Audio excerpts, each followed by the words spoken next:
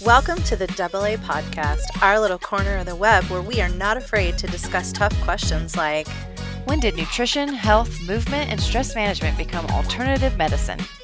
Where we embrace challenges in all aspects of life to become healthier and stronger versions of ourselves. And where food and movement are the best kinds of medicine, and cooking meals at home is a revolutionary act. Hello, and welcome back to another episode of the AA Podcast. This is Ashley Olson. This is Andrea Crane. We are wrapping up our series on hormones, and I think this is going to be a pretty exceptional episode, if I do say so myself. Hopes are high, but it's really early for Andrea. It is, and she was up way too late. Mm-hmm. So extra coffee and water. We'll be talking about that for a second. But before we get into all of that, we are going to share our weekly Bible verse. And we both were in the Psalms again today. And mine's coming from Psalm 103:13, which says, "As the Father shows compassion to his children, so the Lord shows compassion to those who fear him." And we're actually recording this on Father's Day, so kind of timely. I love that.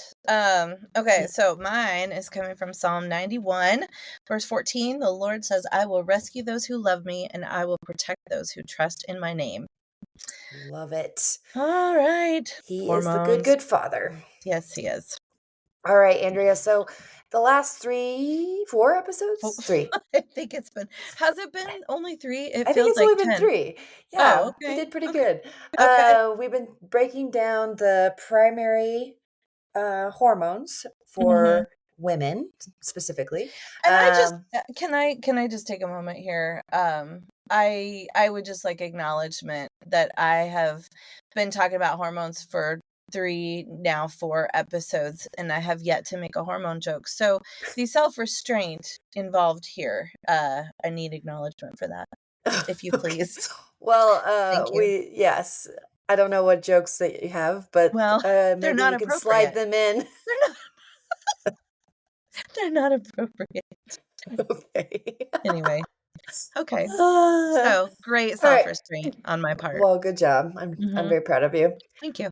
Well, so today we're going to do our best to kind of wrap this up. And one of the big things that people are really becoming more aware of and wanting more information on, I feel, especially the last couple years, has been hormone replacement therapy. And specifically for women during this time of pre, peri, and post menopause, right? So we're going to kind of dive into this. And why don't we start with these systems that you have so beautifully divided out, and talk about the impact of HRT on all of them.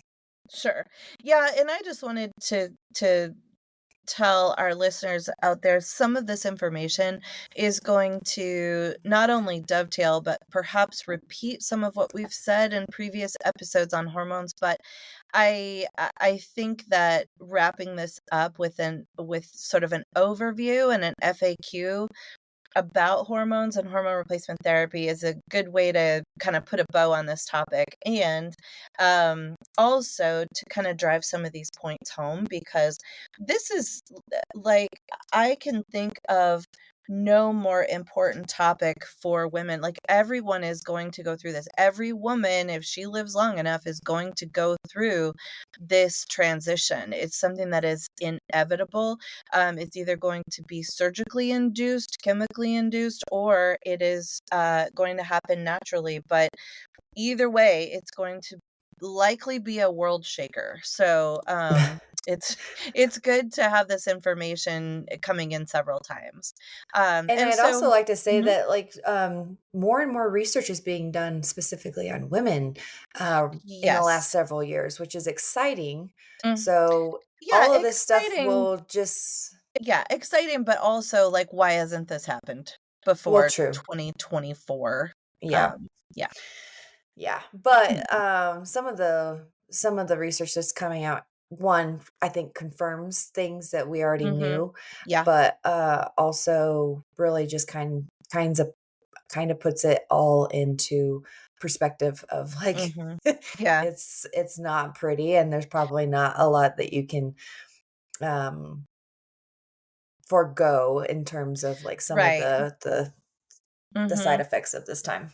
So, Well, and also a lot of what's coming out is just confirming what, sorry, I hate to say this, but confirming what functional practitioners have known for years and years and years. And we've been acting on this for a long time, but it's finally starting to, trickle into the mainstream because, as you know, research takes 10 to 15 years to actually show up in conventional practice. And so, we are a lot more nimble in the functional community where we can act on things that are coming out, and we can act quickly, because we're not bound by the same kinds of things that conventional practices are. So, absolutely. yeah. All right, so the first system, Mhm. cardiovascular. Yeah, so this is huge. This is an appropriate place to start because heart disease is a leading killer of women. Cardiac events, heart disease, vascular issues, even things like high blood pressure. In fact, interestingly, high blood pressure is for those in the nursing community, it's sometimes called the nurse curse, as this inevitable thing that occurs to nurses because it's a high stress job, right? There's lots of emotional impact that translates into high stress response, chronic stress, and so it's just sort of laughed off as this inevitability that it will happen to every nurse, as you age, that you are going to develop higher and higher blood pressure. It's also called the silent killer for a reason because there really aren't a lot of physical symptoms that manifest. You don't feel your blood pressure um, until it's elevated, like into the 180s, low 200s. That's way high. You can start to feel some physical symptoms at that point, but below that, you are still doing damage to organs and the vasculature, but you don't feel it. So we want to make sure that we are monitoring high blood pressure several times a year. I would say would be best practice. So we know that hormone replacement therapy is protective against these cardiovascular diseases like stroke, cholesterol profiles, they all improve with hormone replacement therapy, and that, I would submit, that is a function of reduction of inflammation. Because cholesterol will increase as a response to inflammation. And the more chronically someone is inflamed, the more chronically their high blood pressure will manifest and cholesterol profiles would be out of whack. So, um, anyway, that's another plug for hormone replacement therapy on the cardiovascular system. Love it. So obviously the next one that's Mm. affected is our reproductive system. I mean, Yes, that's yes. a Mhm. no-brainer, but how does HRT impact that? Well, so with reproductive issues, you might think, well, women are no longer reproductively viable once that, like, that's literally the definition of these menopausal, um this collection of menopausal events, right? we Mhm. we don't release eggs anymore, and so therefore we can't become pregnant, and we can't have any more children. However, then we begin to worry about cancers of the reproductive system, and that is primarily what we're worried about. And I'll say cancers, but I'll also say uh, the overarching category would be like hyperplastic tissue. Okay, so Mhm. stay with me here.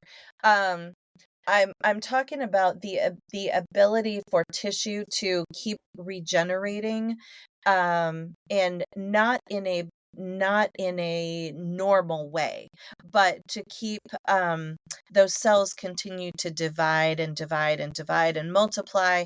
And that can either be a cancer, or that can be like cyst development, polyp development, hyperplasia of the uterus, which means the uterine lining becomes very thick, which can lead to problems as well. Uh, People will know this by the name endometriosis, which is an incredibly painful and horrible condition that often has to be treated with like laparoscopic intervention. So yeah, there's all kinds of reproductive issues that are favorably addressed with hormone replacement therapy. So it's protective against uterine cancer, breast cancer, ovarian cancer, and as I mentioned, against those hyperplasia, like the cellular turnover is just occurring at a rapid rate. Hormone replacement therapy will help to regulate that. Awesome. So the next system is Yes. whoa. Musculoskeletal. That's yours. It's really drink your water. Musculoskeletal. There we go. There we go. All right. Yeah, so well, how is HRT? How does Mm. HRT affect that? Well, so hormone replacement therapy, we've got two primary hormones, and if people will recall, we didn't just do episodes on estrogen and progesterone, right? Mhm. We did an episode last week on testosterone because that is incredibly important Yep. in women. And so when we're talking about musculoskeletal degradation that occurs over time and in relation to lower levels of hormone, we can't leave testosterone out. Um, and people think about Arnold Schwarzenegger and pumping iron, and that's testosterone, right? No, well, in women it is absolutely involved in musculoskeletal development and in maintaining muscle mass, which, Mhm. as we know, Ashley, you and I are huge on telling our patients and clients, like, lift heavy. You need lean muscle mass. You need to be strong. Yeah. Um, Stop picking and up the little pink weights. yes, I know. If you can find some 30-pound pink weights, I'm all for it. But Yeah. they don't usually come like that. So, A- um, and And mhm. lifting heavy is very relative. I want to put Oh, that caveat on absolutely. that too. So, Absolutely. mhm. Start where you are. Yeah. Start where you are, but keep pushing yourself. Um, Yes. so I just want to mention, so we know that at some point, and we talked about this during the estrogen show, but at some point, like, the estrogen levels decrease, right? We all know that that's where the menopausal process is going to end, is that all these hormones tank, right? Mhm. That's where we end. But we bounce along the bottom. So all of these changes are kind of in flux, and that's true for muscle maintenance and development too. But we know that as soon as the estrogen starts to decline, that puts the body in what's called a catabolic state. So we flux back and forth between an anabolic state, which is muscle building, and a catabolic state, which is muscle degradation, or the breakdown of musculature. And you might be thinking, well, why are we designed to even have this catabolic state? If it's so, why are we breaking down our own muscle? Well, the reason is because we need a certain amount of remodeling, right? So in order to maintain healthy muscle, you need these housekeeping activities to occur. And the prime catabolic time is really at night. But if you're in an estrogen deficient state, that puts your whole body all the time into a catabolic or muscle breakdown state. And so women will find that they'll kind of wake up, and actually, I'm telling you, this happened to me. This Mhm. absolutely happened to me in the last, year and a half, where, like, I've always had a lot of musculature on my frame, always. From the time that I was a kid, I've always been very athletic. I've always done a lot of activities, and I've always had a lot of musculature, right? Um, but in the last year and a half, I've noticed that like my muscles feel different. They feel softer. They feel uh, like I've never felt before. And Hmm. it happened so fast. Like just over the course of it almost seemed like overnight. What I know. was like what some of your early symptoms? Well, some of the early symptoms are just a sense of, and this is crazy, and really frightening, but a sense of weakness. Mhm. Like I should be able to do this or that, and I can't. Or, you'll flex a muscle and feel it, and it's like, whoa, that doesn't even feel like my leg anymore. Mm. That feels squishy. And that like that quadricep muscle has never felt squishy before. Never, never, never. Um, and so, yeah, it's the weirdest thing, but that happened around the time that my estrogen started to tank based on lab values. Okay. So Mhm. were you taking, lab values every year up until Mm, probably a year and a half ago? Because I think now no, you're doing them more regularly? yes, I am more regularly now. No, but I would say I probably had 2 or 3 lab panels done in the last 3 years. Okay. And initially, I had more than enough estrogen, right? So I was in that estrogen dominant state. And so, I did what I know to do in order to reduce that, but then it just happened so fast that it crashed. Mhm. Yeah. So, So looking back on yourself, and this mhm. wasn't really planned in the Mhm. in the I show know. notes, I know, but, moment of looking back vulnerability on here. yourself, like, Mhm, with what you know, well, what you've always known and what you now know retrospectively, mhm. when would you have started HRT? I let's see. I would have started about, gosh, 3 years ago, Okay. and I ended up starting, oh, man, do you remember? It's been I less than think a it year was, like, ago. late what? I think it's been less than a year. Oh, yeah, I would say it was Uh-huh. this year because Yeah, it was literally this year because it was, like, yeah. probably what are we in June? Mhm. I think it was March or April. Right, right. Well, and as you know, like, I'm a terrible patient, like, I Well, haven't had medical care. Yes, we're I all know. our own worst patient, to be Right, honest. exactly. So We're I self-critic I worst patient.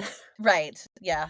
So I didn't even pursue medical care because I was trying to get through school, and Yeah. my life was complete chaos. But had I been in a state of, calm or peace, I definitely would have started this probably 3 years ago, if not longer, because who knows what was going on.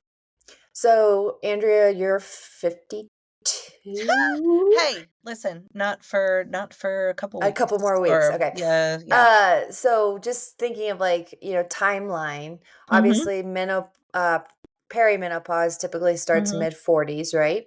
Can last Yeah. 10, 7, 15. Well, yeah, I mean, it can gosh, it so the average age of menopause, like, once you've hit that 1 year without a period, I am boy, this is a moment of vulnerability. So, I am still cycling, and we don't have to talk about my cycles, but, I am But still it's cycling. important, like, this is Right, what people exactly, yeah, we just don't exactly, like so talking about it.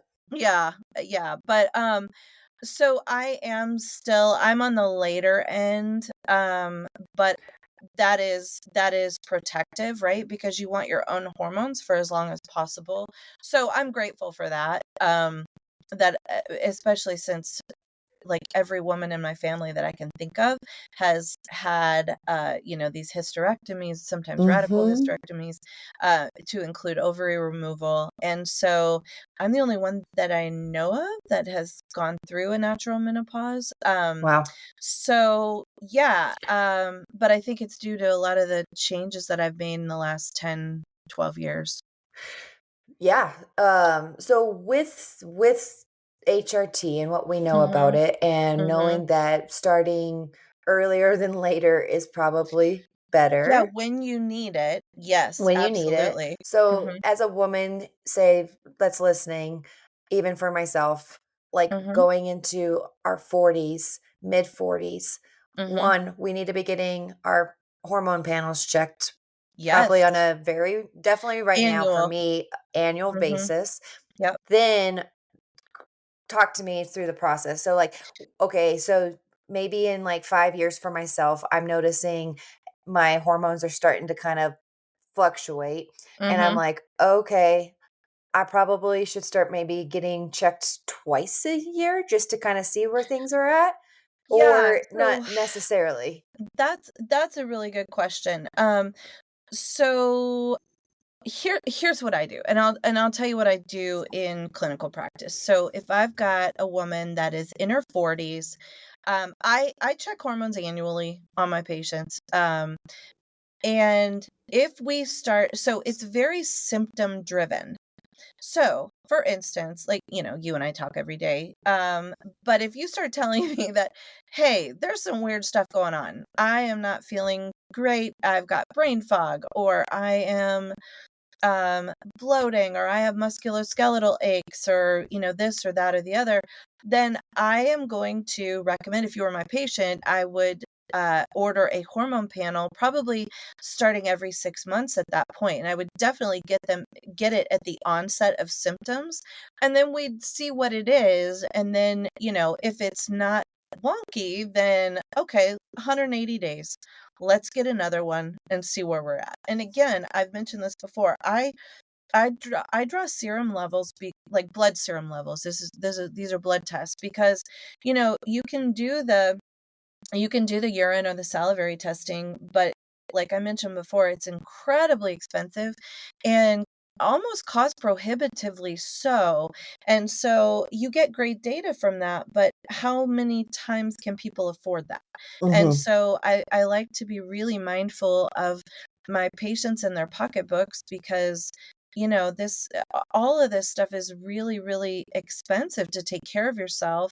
And I just want to be sensitive to that, because I know better than anyone, how much this stuff is. So Mhm. serum levels have been working very well for me and for my patients, and so that's what I recommend. Make sure that it's symptom driven. So you should not be living with these weird things going on, without getting in and getting your hormones checked. Mhm. All right. So then, that's when like your provider, functional practitioner would, Mhm. start Mhm. talking to you probably about what to do as Yeah. far as like, is it estrogen that we need to talk about, or Right. maybe it's Well, another, and hopefully they'll talk to you about all of your levels. So, right? I have conversations with my patients like, okay, let's look at progesterone. So this is why you're feeling like this or like this. Um, let's look at that estrogen to progesterone ratio. Is that in an ideal state? Mhm. Even if your estrogen and progesterone are in range, and I like where they are, that I may not like the ratio, and that can be having an effect on symptomology. So there's a lot of variables here. There's a lot of moving pieces. You'll look at hormone precursors as well. So I like to look at, one, I look at your stress levels, not Mhm. necessarily cortisol, although I will order cortisol panels on certain patients. But once again, we're getting into the realm of functional testing, which is quite expensive. So I order it when I have to. But just, you can tell me about your stress relief and about your stress situation. What's your life like right now? So I can Mhm. take guesses at where your stress response is at, just by looking at your lab panels and by talking to you. So, but yeah, you need to talk about all of those values and what those look like and how they might be manifesting and what you can do about it. Yeah. So a big thing that we know is Mhm. as we age, primarily starting at age 30, we Mhm. stop producing as much uh,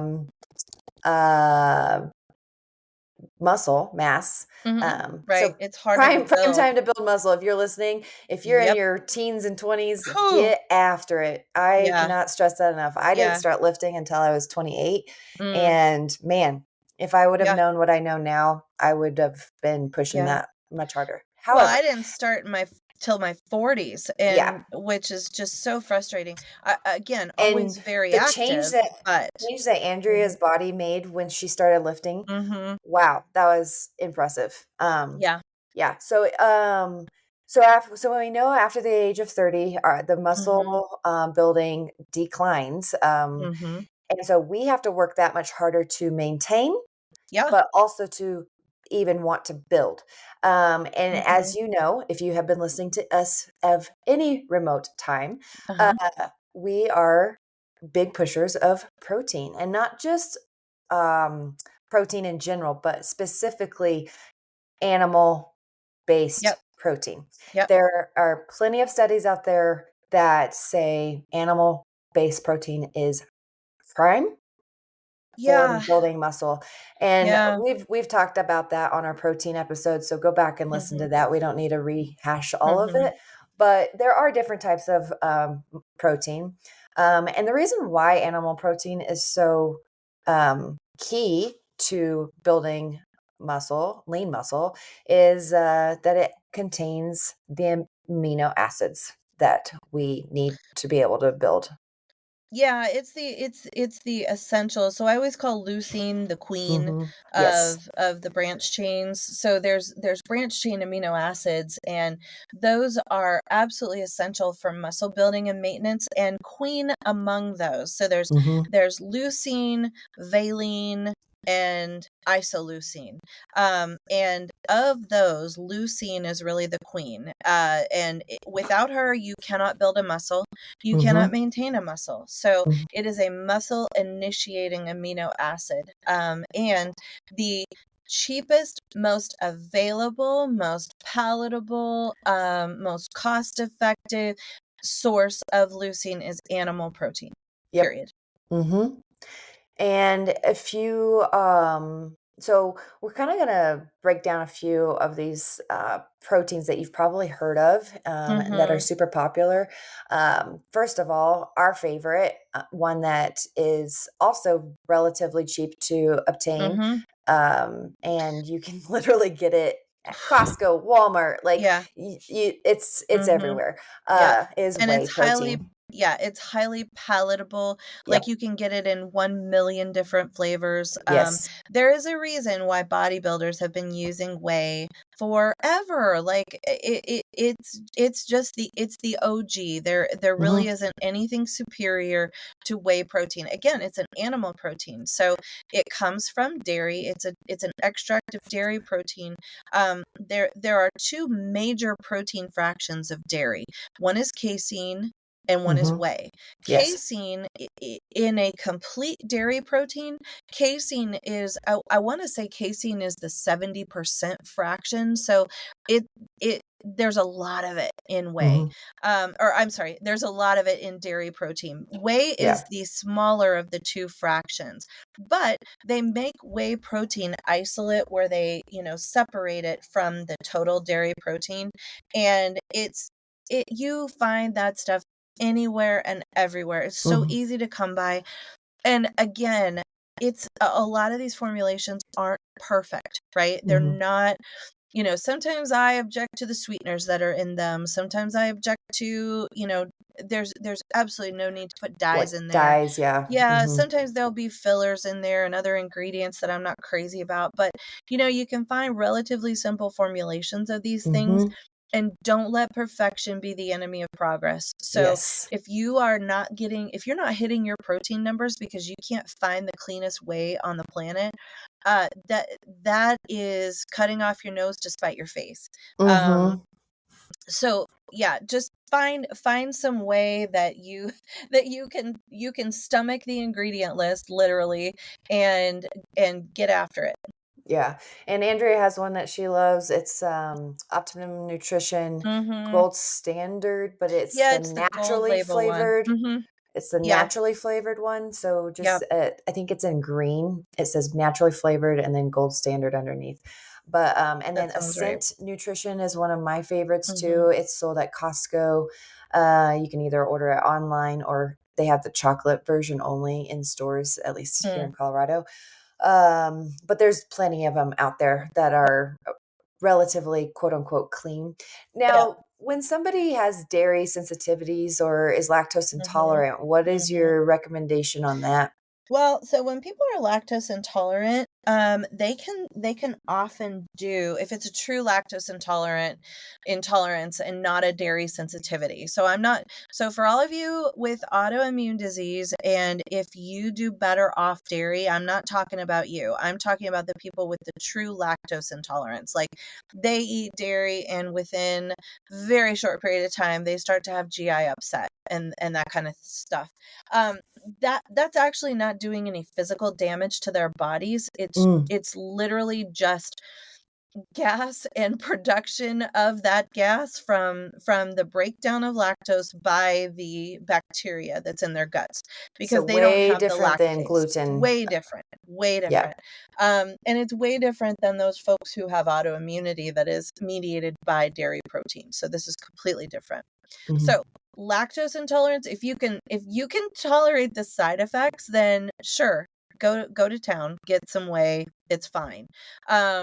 But if you can't, if the effects are too painful or too explosive, as it were, then you can get whey protein isolate that has absolutely zero lactose in it.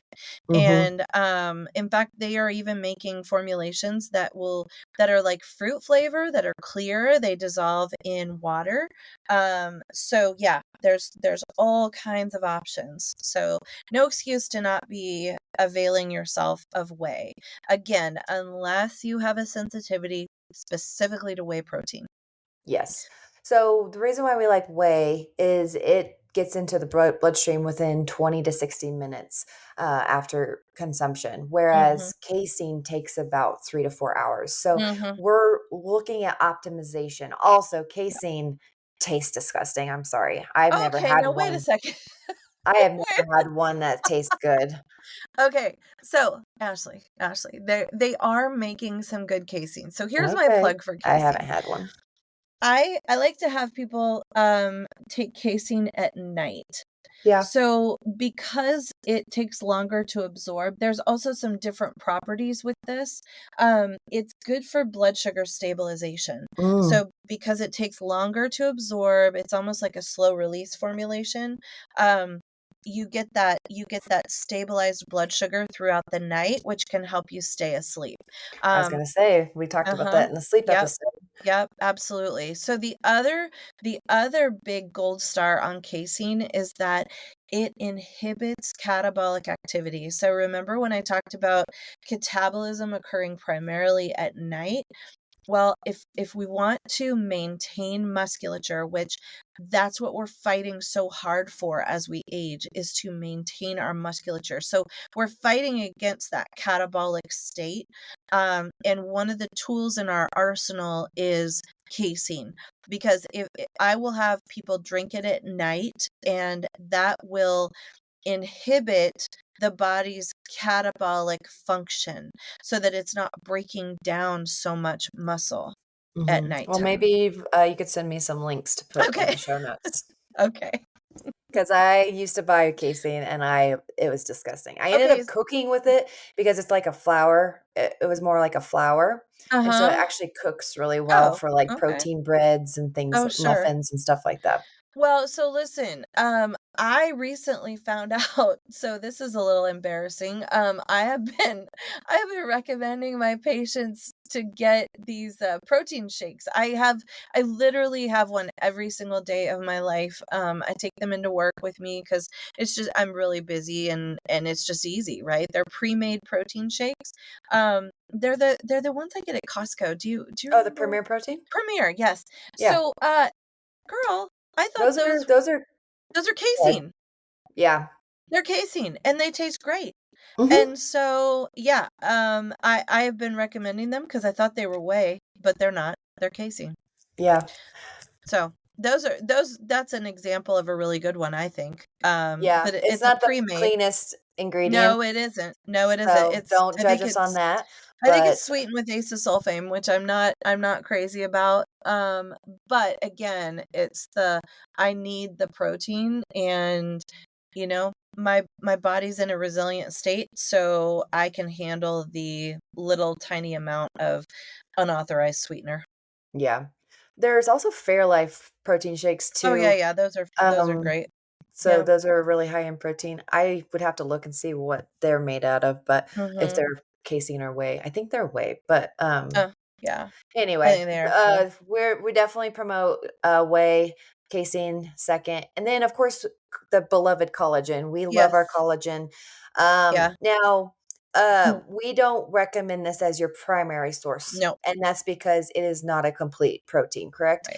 Right. So, we have seen, um, cosmetic benefits, obviously, for collagen. So, collagen definitely helps with hair, skin, nails, Mhm. but it has in several Joints. studies. Sorry?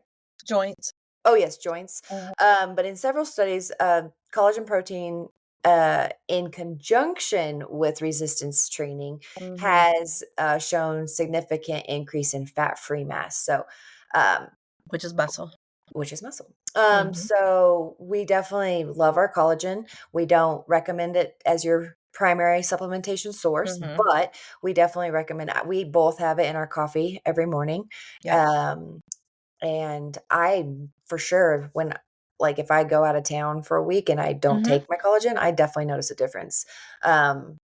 But it's mostly it's not a complete protein, so don't Right. utilize it as that, Yeah. but it's still a good supplement to Mhm. add, and our favorite, of course, is amidine, um, Yes.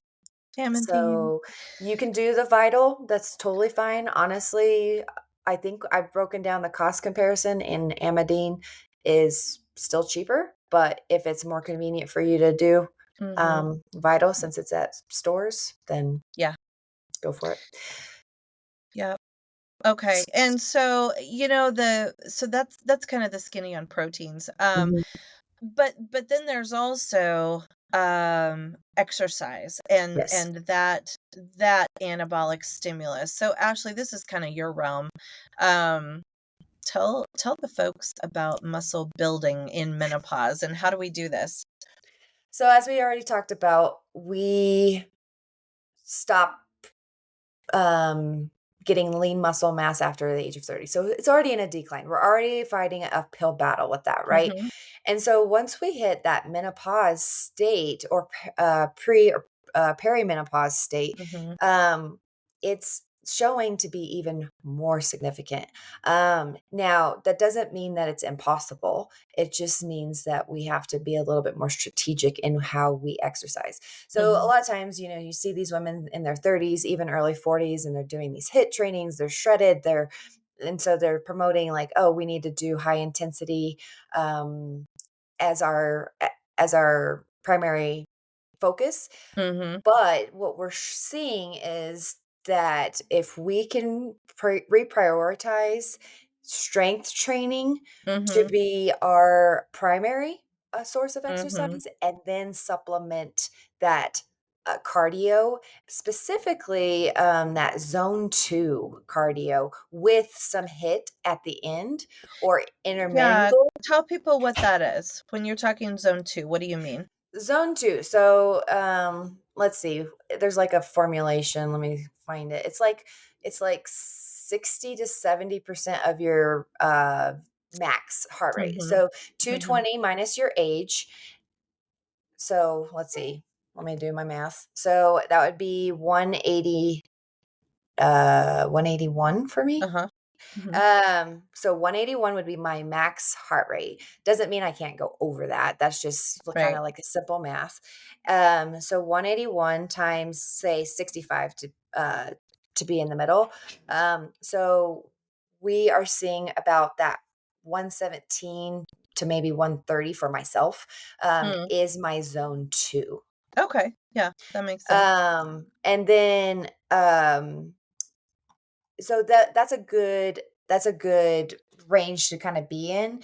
So you can do that in many ways. You can do that walking, which that's going to be probably more than likely you're going to have to be like speed walking to get Yeah, into that zone, mhm, or even doing rucking, so a weighted vest or backpack, just to mhm, make it a little bit more intense in that regard. Biking, mhm, swimming, um anything. You could do like plyometric type stuff, like um frog jumps from the floor, ball slams, rope mhm, slams, mhm, box jumps are great even though I hate them. and awesome. Yeah, So those are all like things that you can do. Obviously if you have joint issues, then be take sensitive to care. that. Mhm, But those are some things that you could do for like a zone 2 cardio. And so we want so um zone 2 I don't know if you can hear Raven, she's crying at the door. oh, I didn't hear So anything. anyway, rowing. I forgot about that one. That was an easy Ew, one that's on terrible. joints. That's just terrible. It's Yeah, boring, but it's better than if you're having joint issues, then that's true. could be better. Um, but so the recommendation that one of these experts in the field of menopause is recommending is 3 to 4 hours a week divided into about 45 to 60-minute Mm, sessions of that mhm, zone 2. Okay. And okay. then we kind of want to do 2 times a week after your zone 2 of that higher intensity. So Mm, simply increase your effort to yeah, near max. I also want to really emphasize that strategy of going to max effort on weight training. So mhm, many women do not know how to push themselves in the weight room.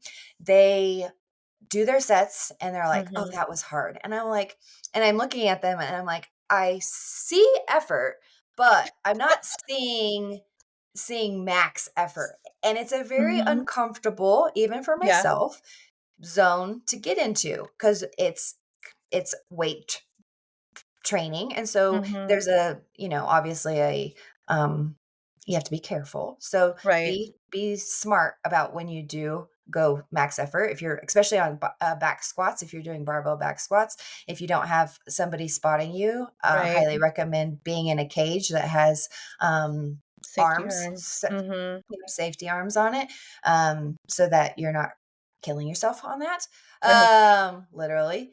uh-huh, And hip thrusts are amazing. That's one that women are a little bit more comfortable going, mhm, a little heavier just because the relative risk is very low. Deadlifts are obviously one that are scary along with squats just because if you're not braced, things like that. But mhm, there are ways that you can do max effort without right, necessarily doing 1 rep maxes. Like you can right, do 5 to 10 reps mhm, and go max effort. So whatever yeah, that looks like. So I highly recommend women's individuals in general track their weight training. So whether that you use a app or old school pen and paper, I like to mhm, use either the RPE method or RIR method. So RPE is rate of perceived exhaustion, and it's a scale of 1 to 10. And 10 being I cannot do another rep to save my life, 1 mhm, being I could do 100, in Yeah. relative sense. Yeah. So I like to have a progressive overload in a 4 to 6 week training split. So first week baseline, it should be something you're comfortable with, something that is still challenging, but very Mhm. doable. And then over the Mhm. course of those 4 to 6 weeks, gradually increase that. And by the end of your training cycle, you should be able to go max effort. And Mhm. then um, also the RIR, so reps in reserve. That's very similar to RPE in the sense of like, okay, how many reps do I have in reserve? And if you're going Is to that like max how many effort, more reps can I do of yes. this? How Okay. many more reps can I do? Mhm. And that is going to look very similar to RP, just it's Mhm. just different terminology.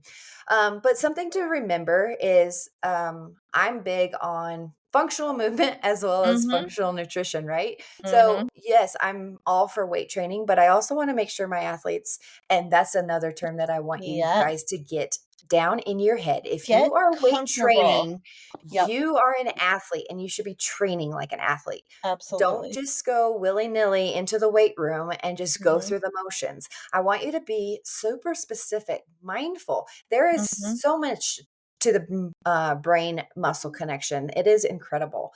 Yeah. But with that, we want to be flexible and mobile. So making sure, especially as we age, that we are Oh. staying flexible and mobile. And you might naturally be flexible, but you might not have great mobility. So Mhm. those are just two different things.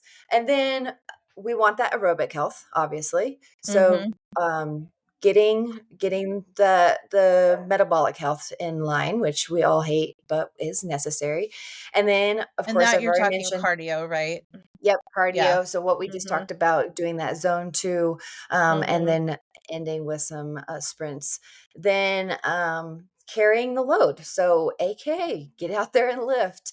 Mhm. And then just overall equilibrium and agility. We want to make sure that we are still maintaining the agility factor too. Because I mean, if you think about it, like kids, if you see kids on the playground, oh my gosh, they're strong, they're they have agility, Yeah. they're They're little mobile, they're monkeys. flexible, they're little Mhm. monkeys. They're doing the monkey bars, literally. Mhm. Yeah. And then as we age, we stop doing those types of things. So we really have to kind of revert back to that kind of Mhm. training. Yeah. No, I love all that.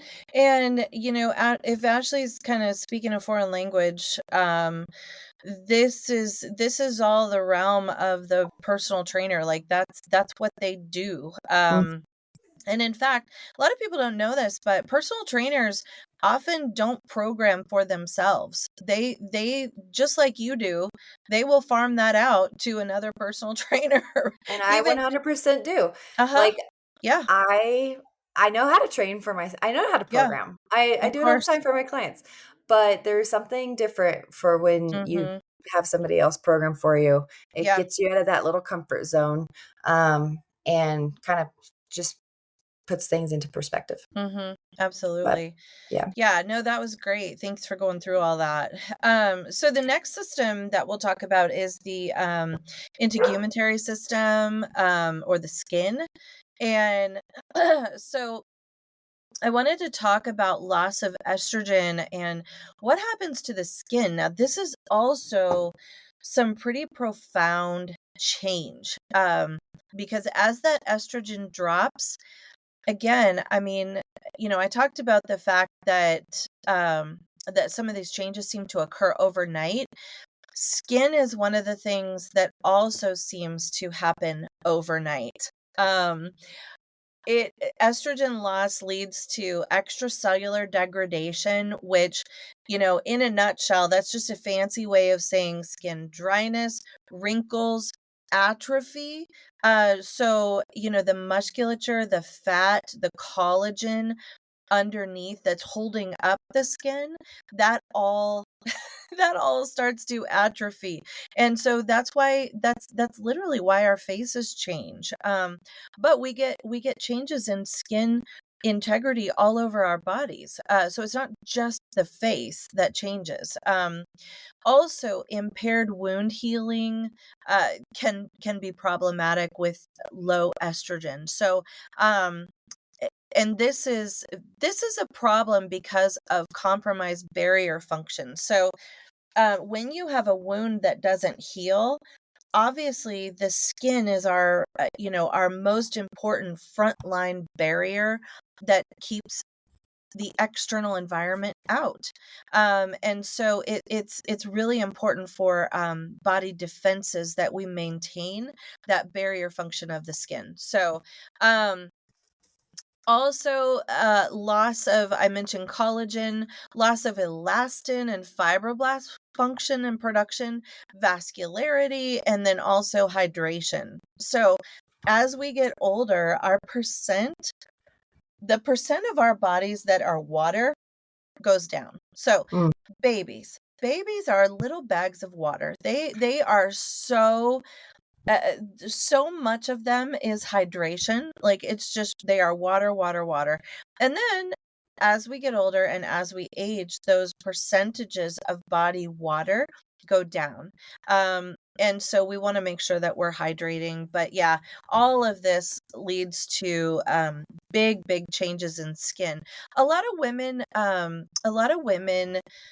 will kind of describe their skin as crepey, and so it's like this Mm. thinning, or it will almost become like translucent. But there's a thinning of the skin that happens when estrogen is low, and we see this with vaginal tissue as well. So it's literally skin all over the body becomes thin. And so hormone replacement therapy really, really helps to combat this. Awesome. Yeah. So And the next one mm, that we are neuro and psyche. Yeah, so boy, neurological issues, psychiatric issues. So neuro is speaking more to the function, like the structure of the brain, and then the psychiatric issues speak to things like depression, cognitive issues. So there is an increase in new onset and recurrent depression with Mhm. hormone decline. So as Yes. those hormones go down, and we can recover that, like you can recover that function with hormone replacement therapy. So as those hormones start to decline, you'll see issues with the ability to access memories, the ability to access words and think through concepts, and Yeah. sometimes you'll hear this described as brain fog. Yeah. But we also and Or I think you might have said it like this, like, I knew all this information, but I just felt stupid, like, you yeah, can't, like, put it I into can't get it. words. Yeah. It's like all this stuff is locked in a filing cabinet. It's in there, but I don't have the key anymore. Somebody changed the lock on me. So, yeah, it boy, that is, and my whole life, my livelihood, everything depends on my brain. So, like, I got to take care of this thing. Yeah. Yeah. So let's see. Increased risk of very scary things like Alzheimer's disease as well. So women who are Yes. not on hormone replacement therapy have significantly increased risk of developing Alzheimer's disease. We see plaquing development in women who are not on hormone replacement therapy. Mhm. Um, and then there's estrogen receptors in all of these structures of the brain, the amygdala, hippocampus, hypothalamus. And this is everything from mood regulation and control of emotions to temperature control, right?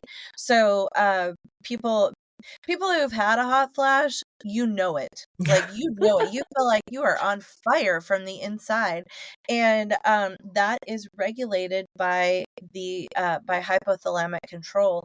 And there's a lot of really complex physiology that go into a hot flash, to include catecholamines like epinephrine or adrenaline, and norepinephrine or noradrenaline. So yeah, it's a really complex system of events that culminates to result in a hot flash. But suffice it to say, with the replacement of those hormones, then those things go away. Um, Mm.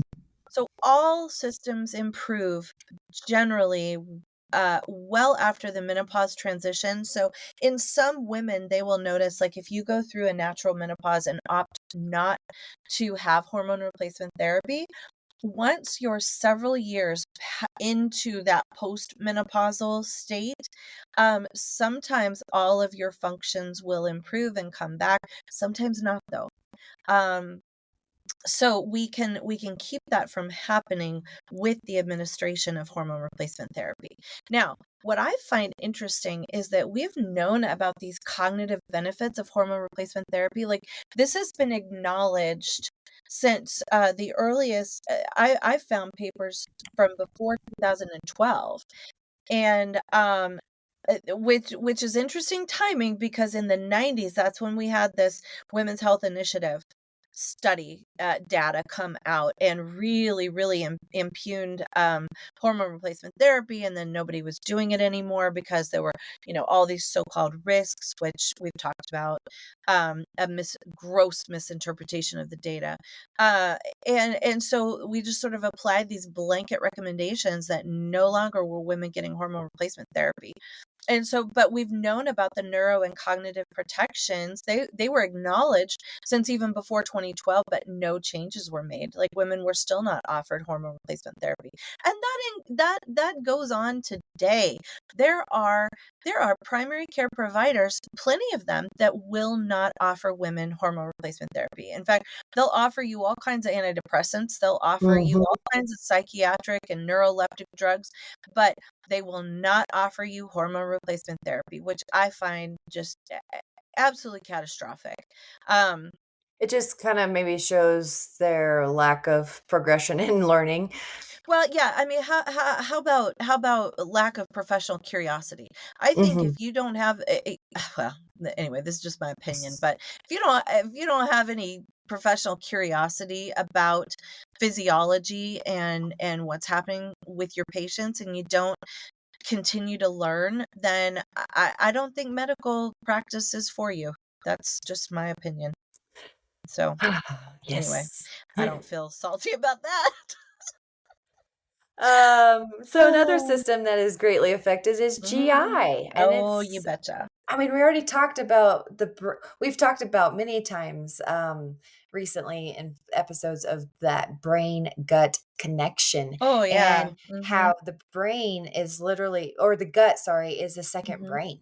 Yeah, yeah. In fact, there is more neural tissue in the gut, second only to the brain. There's tons of it. It is called the second brain, for good reason. Also, there is more immune tissue surrounding the gut with MALT and GALT. That's the mucosal or gut associated lymphoid tissue. So there's a lot going on in the gut. And what we notice with hormone hormones declining is that women will notice poor digestive function. And this is where you and I are telling them, no, you need more protein. You've got to get good fats. You've got to get these dietary inputs. And women are saying, I literally can't. I have trouble digesting fat. I have trouble digesting protein. And so it becomes this feedback loop where, okay, I'm eating less protein because I can't digest it. And then since I can't digest it, I'm eating less protein. So Yes. digestion, I always tell people, this is a use it or lose it function. So your body will make digestive enzymes to digest protein and digest fat, but you have to continually use it.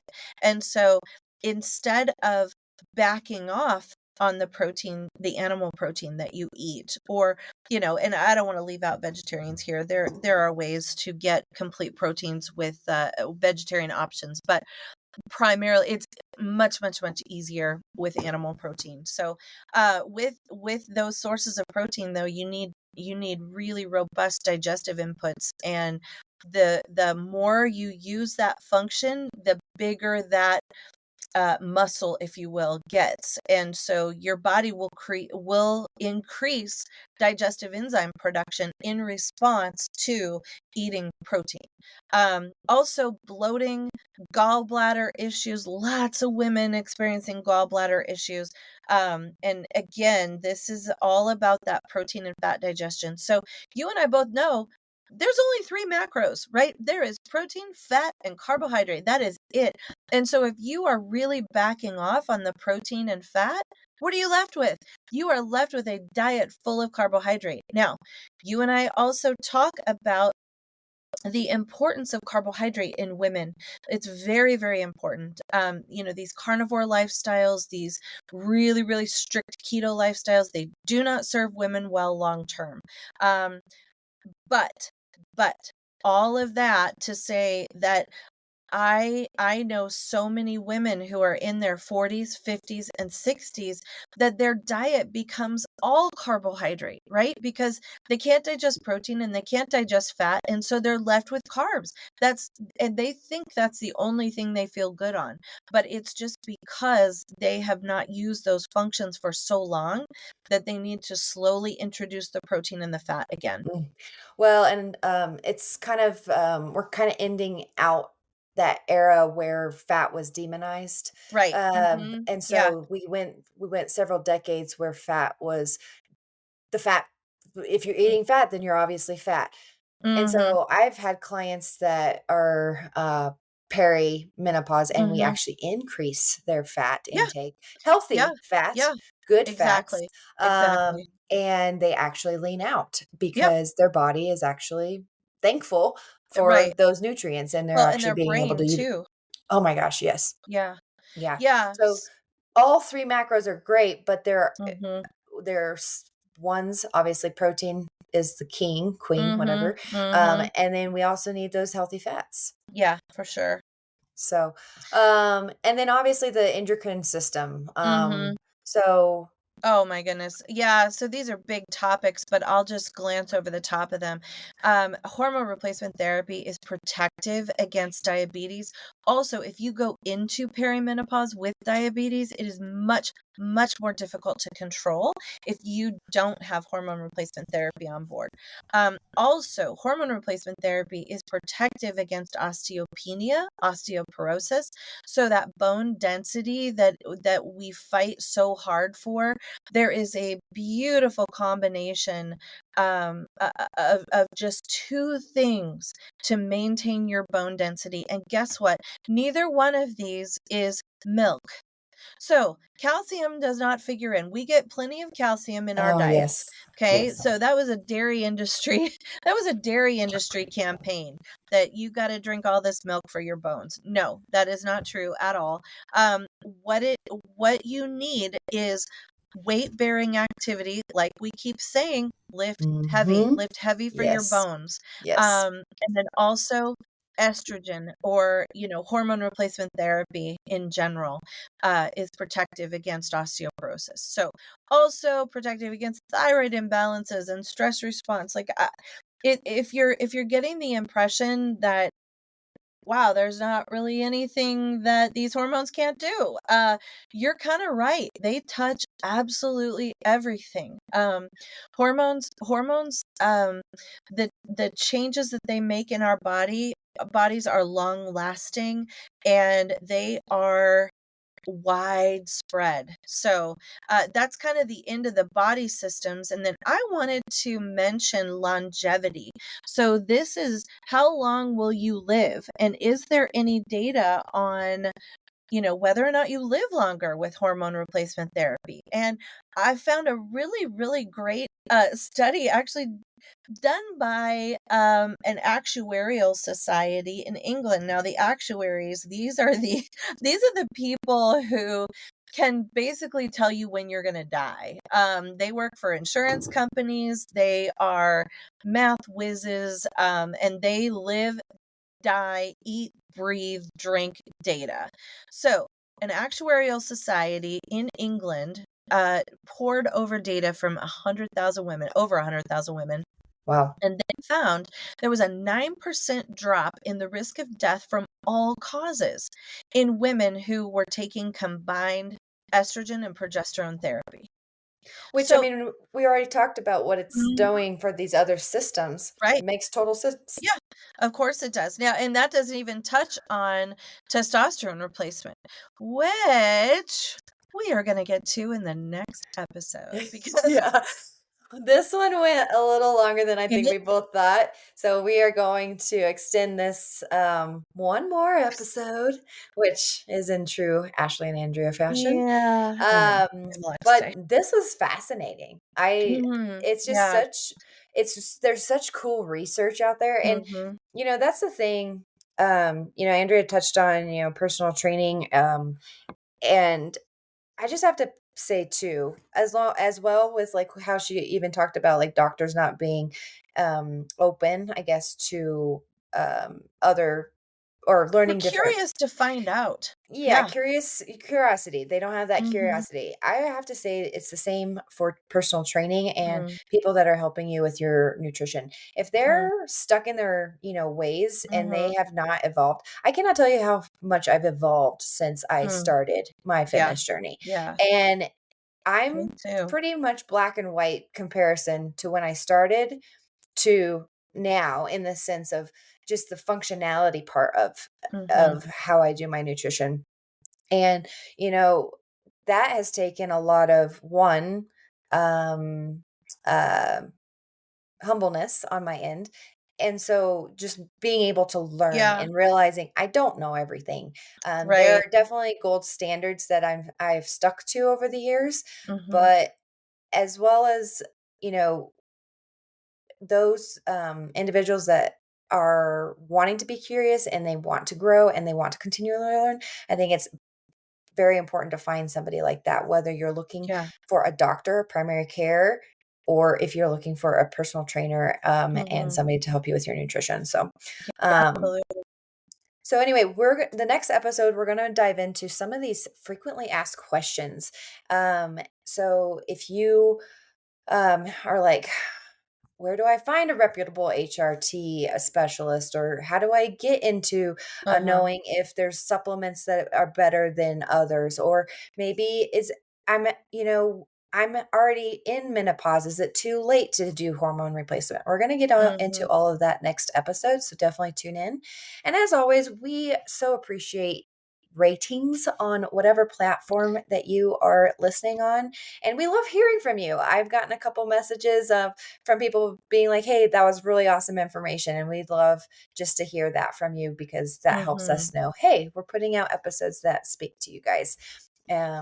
So definitely hit us up either on our email, rating us on the platforms and leaving a little note, or just shooting us a quick message on the socials. We would love to Mhm. hear from you. So until next time, we will see you later.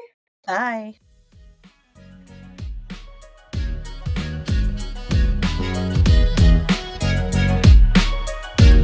The content provided in the AA podcast is intended for informational and educational purposes only. The podcast is not a substitute for professional medical advice, diagnosis, or treatment. Always seek the advice of your physician or other qualified health provider with any questions you may have regarding a medical condition. The information and opinions expressed in this podcast are solely those of the individuals involved and do not constitute medical advice.